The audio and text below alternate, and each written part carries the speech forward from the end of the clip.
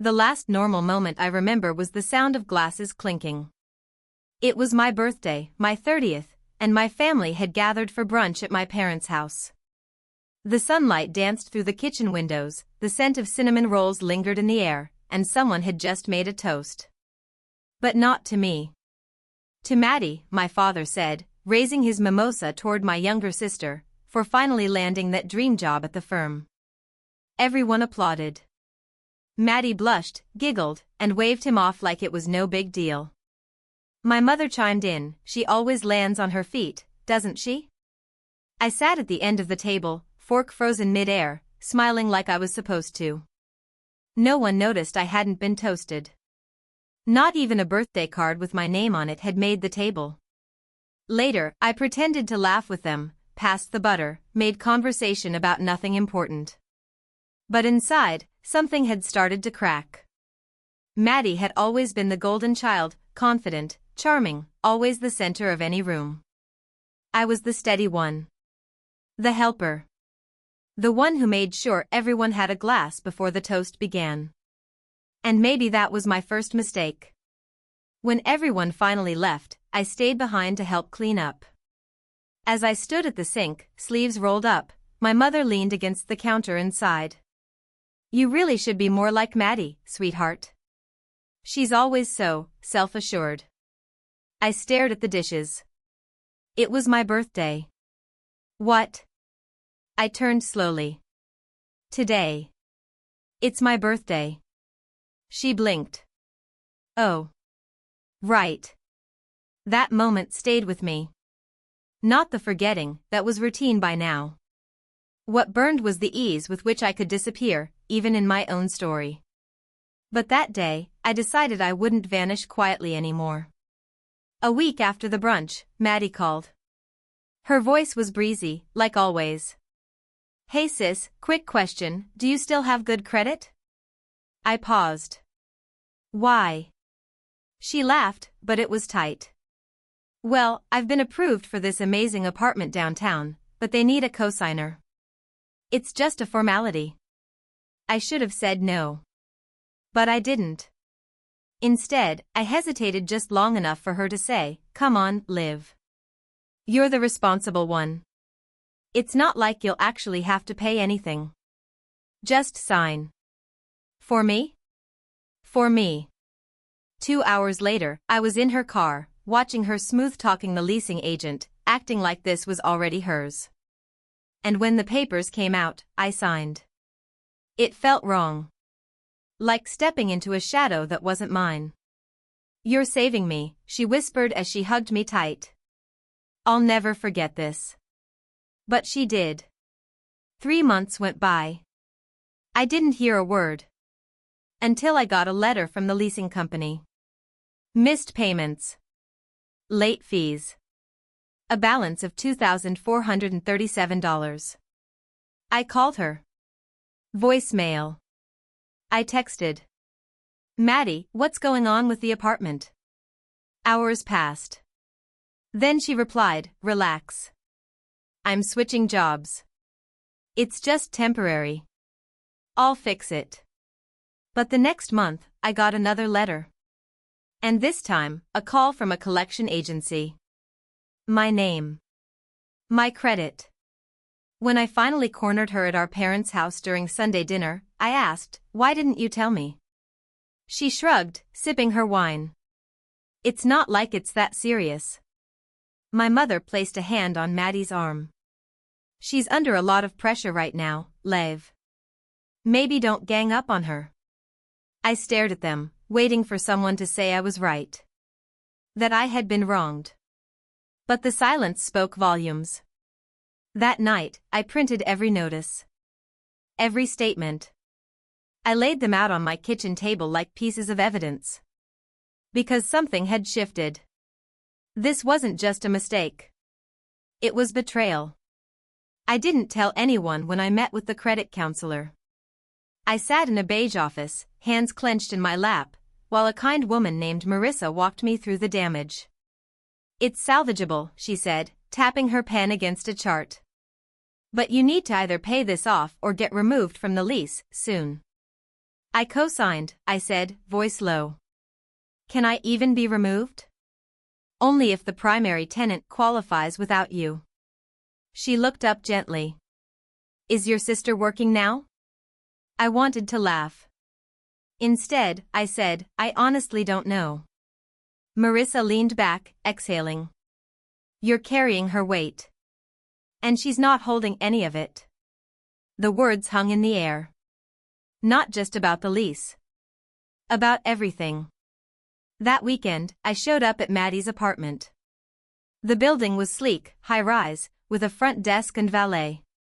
The kind of place you live in if you're pretending your life is together. She opened the door, barefoot in silk pajamas. Liv. You could have called. I did. I held up the letters. We need to talk. Her face fell.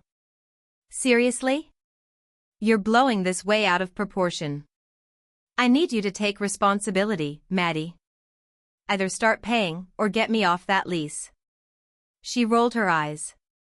Why are you being so dramatic? I'm not. I'm being clear. For the first time, I saw her flinch. She crossed her arms. You've always acted like you're better than me.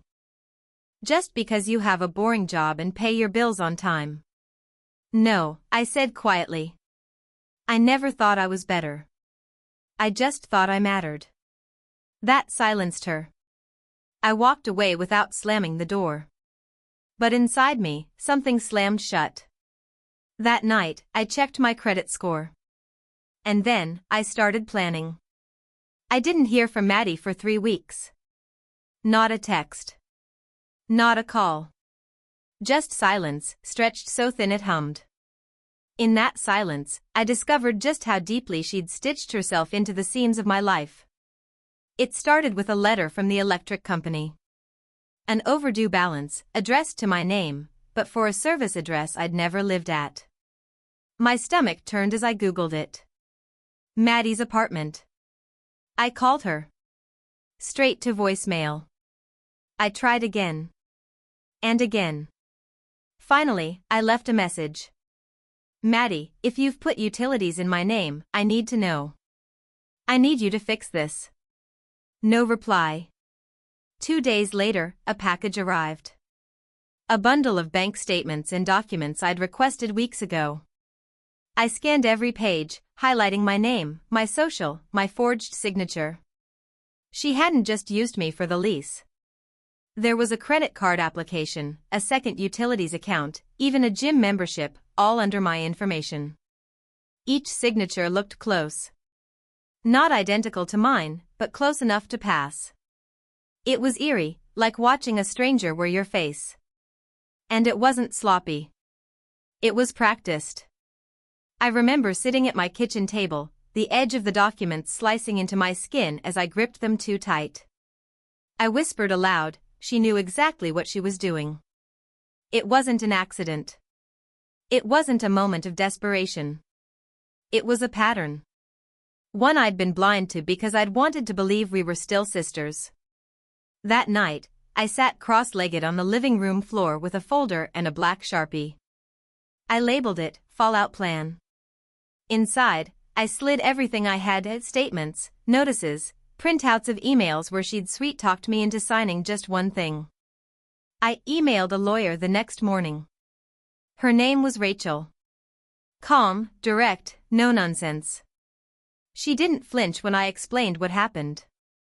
She simply asked, do you want this fixed, or do you want accountability? Both, I said. Rachel nodded. Then we document everything.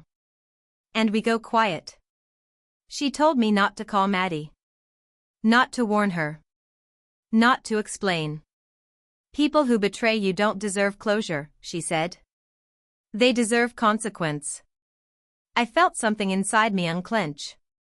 For the first time in months, I could breathe. The next Sunday, I showed up at family dinner. It was like stepping into a play I'd already seen. My father watching football, Mom fussing over the roast, Maddie perched at the table, smiling too wide. She looked surprised to see me. Liv, she said, standing up. You didn't say you were coming. I smiled, calm and measured. Thought I'd surprise everyone. Dinner went as it always did. Casual talk about real estate and vacations. My father asked Maddie how work was going, still killing it at the firm, huh? As if she hadn't quit 2 months ago. I stayed quiet. Observing. Noticing. Noticing how Maddie always took the last word, how Mom beamed every time she made a joke, how no one asked me a single question. Not about work. Not about life. Not even about how I'd been. When dessert came out, Maddie finally turned to me. So, she said sweetly. You've been quiet. Everything good? I met her gaze.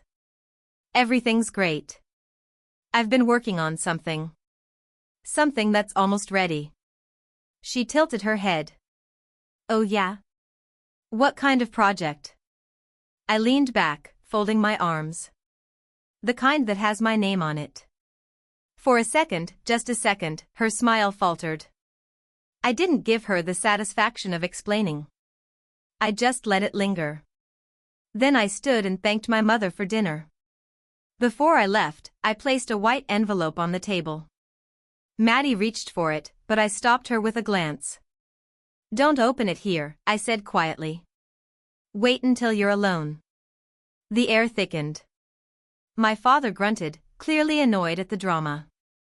Maddie just laughed nervously. As I walked out the door, my phone buzzed. A text from Rachel. Filed. Confirmed.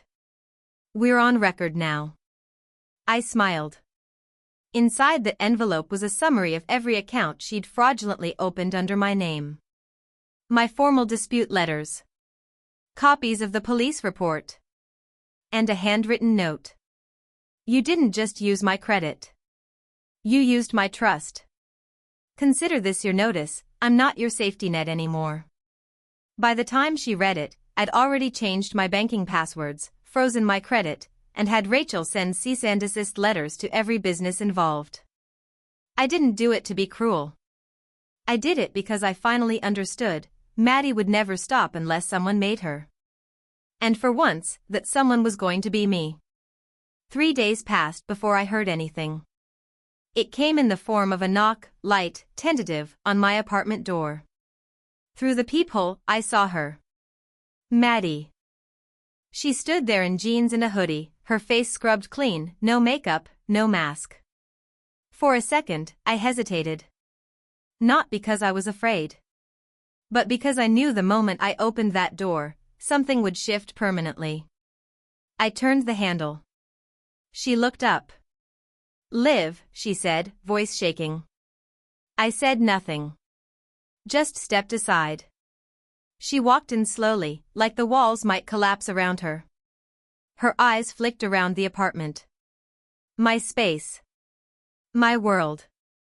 The one she hadn't stepped foot in for over a year. I got your envelope, she said finally. I know. She took a breath. You didn't have to do all that. You could have just talked to me. I tilted my head. I tried. You ignored me. You used me. And then you let me take the fall for it. Maddie sat down on the edge of the couch, hands clasped like a child waiting for punishment. It wasn't supposed to go that far. I thought I could fix it before you ever noticed. You forged my signature, Maddie. Her jaw tightened. Only because I knew you'd say no. I blinked, stunned by the sheer absurdity. That's supposed to make it better? No, she whispered. But it's the truth. For a moment, I saw her, really saw her. Not the sister who had always been adored, but the girl behind the gloss. The one who panicked when things didn't come easy. The one who confused charm with character. She looked at me with red-rimmed eyes. I've been spiraling. I lost my job. I maxed out my cards. The lease is in default, Liv. I'm being evicted.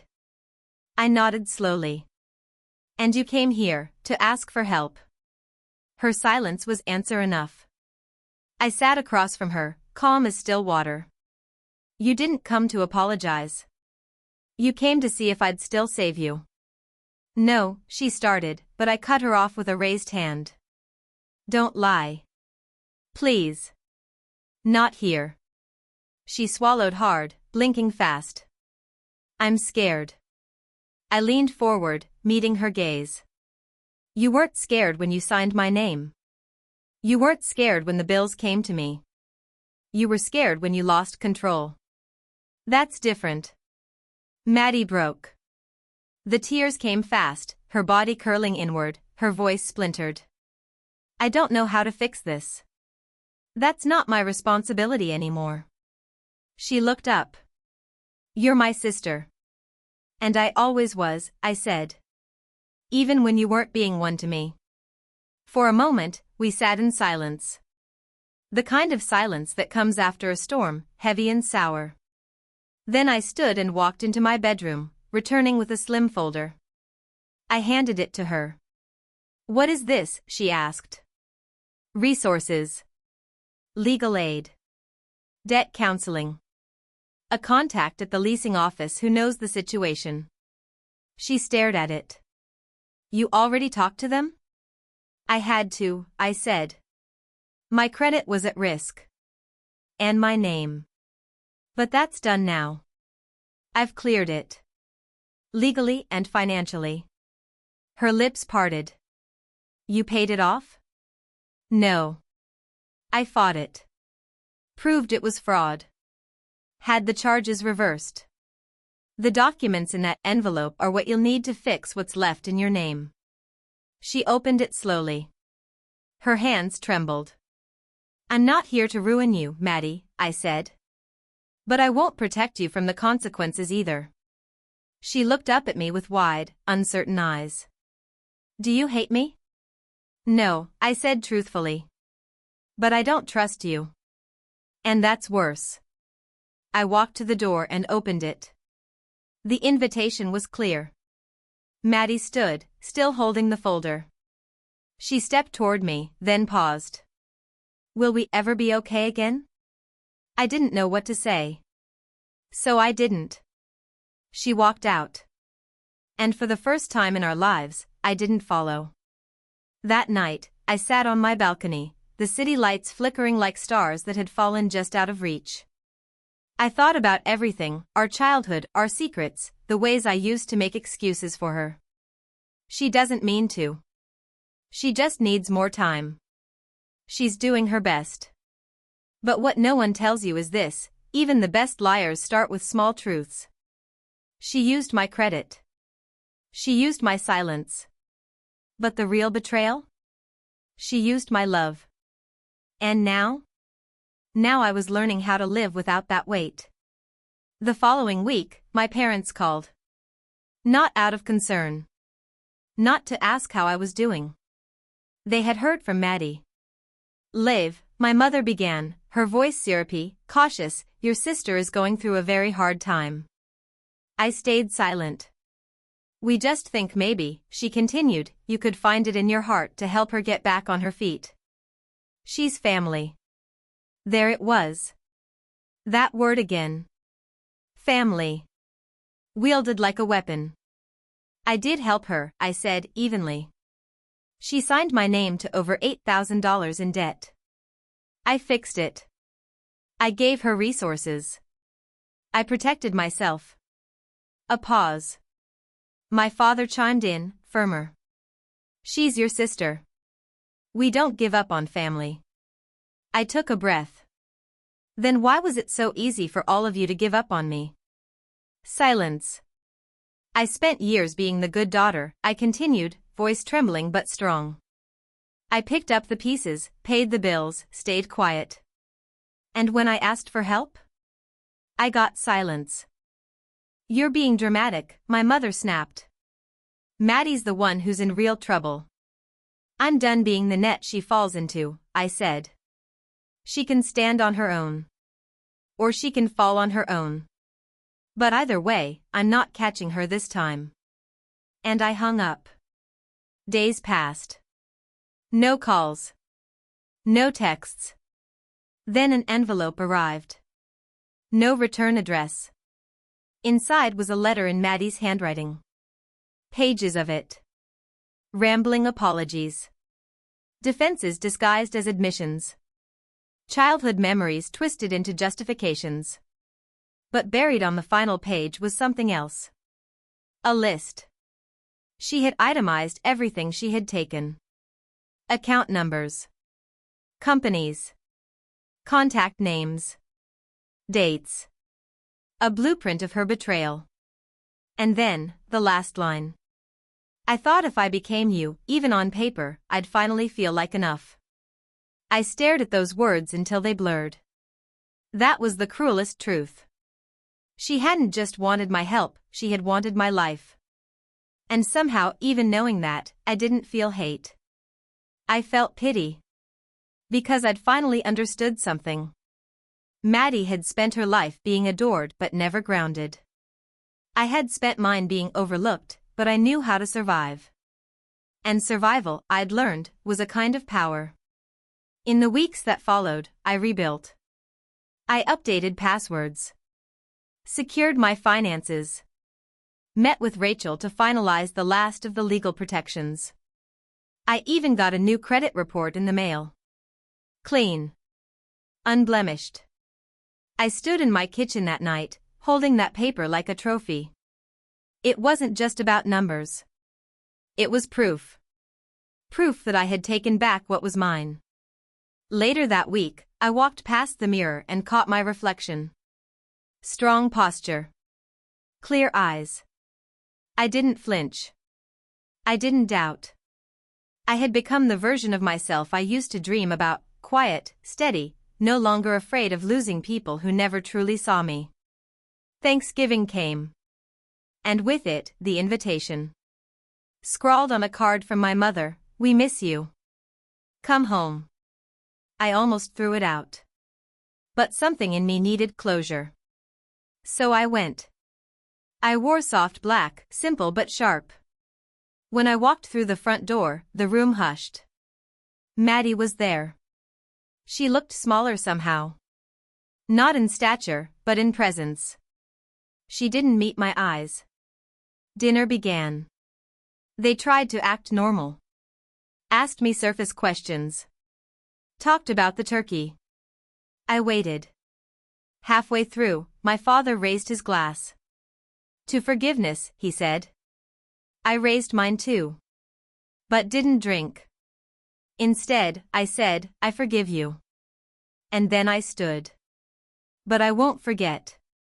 I turned to Maddie. "And I won't follow you into silence again." Then, placing my napkin on the table, I said, "I built something from the ruins you all left me. And I'm not giving it away." And I left. Not angry. Not broken. Free. Months later, my name appeared in an industry newsletter. Rising Consultant launches her own financial firm focused on fraud recovery. The press called it ironic. I called it poetic. The business thrived. Survivors came to me in silence, looking for help. And I offered them what I had learned. Protection. Clarity. Boundaries. One evening, I sat in my office, the city glowing below. My assistant walked in with a letter. No return address. Again. Inside was a single sentence. "I'm proud of you." No signature.